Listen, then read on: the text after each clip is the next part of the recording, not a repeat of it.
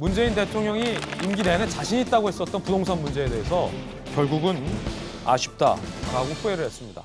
부동산 정책, 문재인 정부의 부동산 정책은 성공하지 못한 겁니다. 이야기 들어보시죠.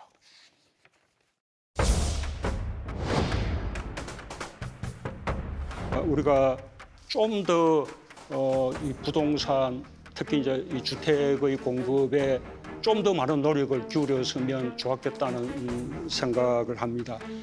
다만 지금은 우리 정부 기간 동안 역대 어느 정부보다 입주 물량이 많았습니다. 인허가 물량도 많습니다. 앞으로는 공급 문제가 충분히 해소되리라고 생각합니다. 지금은 이 부동산 가격도 상당히 안정세로 접어들고 있고요. 다음 정부에까지 그 어려움이 넘어가지 않도록 확실히 임기 마지막까지 이렇게 찾도록 하겠습니다. 부동산 정책과 관련돼서 아쉽다. 하지만 집값은 안정세에 접어들고 있다는 발언이 나오면서 논란이 일고 있습니다. 여야의 반응도 함께 보시죠. 여당은 국민들의 고단했던 시간을 위로했다라는 긍정적인 평가, 야당은 일단 국민의힘, 국민의 고통을 외면하고 자신만의 환상에 빠진 돈키호테 대통령이다. 정의당은 불평등, 불공정 문제 사과듣지 못했다. 원론적 답변뿐이었다라고 비판을 했습니다. 여론조사 결과도 준비되어 있습니다. 문재인 대통령의 지지율입니다.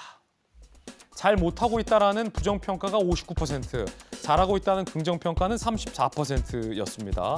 대통령의 지지율 함께 보셨고요. 정당 지지율도 함께 나왔는데요.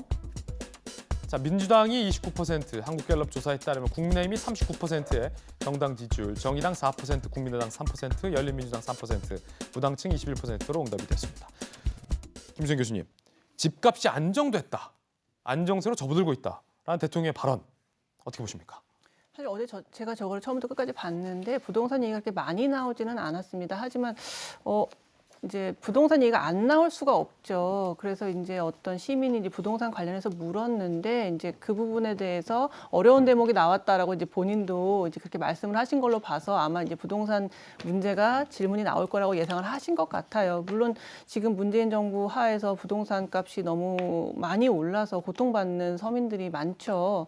그런데 이제 지금 부동산이 점차 안정세에 들어가고 있고 이 정부 들어서 공급도 굉장히 많이 됐었다라고 말씀을 하시는데 사실 지금 물론 일부 지역이긴 합니다만 뭐 강남에서는 평당 1억 원이 넘는 아파트 매물이 나오고 있거든요. 그만큼 지금 아파트 값이 이렇게 안정세에 있다고 보기 좀 어려운 상황이라고 저는 생각합니다. 이제 어떤 지표를 보고 말씀하시는지는 모르겠는데 이제 시민들이 느끼는 체감, 그 부동산 매물의 어떤 매매가라던가 이런 부동산 문제의 그런 체감 이슈는 훨씬 그거보다 위중하거든요. 그런데 이제 결국 공급이 많이 되고 있다는 이런 말씀을 하셔서 약간 엇박자가 나고 있다는 느낌을 좀 지우기가 어려웠다는 말씀을 드리고 또 전반적으로 어제 이 국민과의 대화 자체가 굉장히 부드러웠어요. 사실 어떻게 보면은 날카로운 송곳 같은 질문이 나올 만도 한데 그런 질문은 별로 없었기 때문에 사실 굉장히 어떻게 보면 약간 팬미팅 같은 느낌도 지울 수 없었던 그런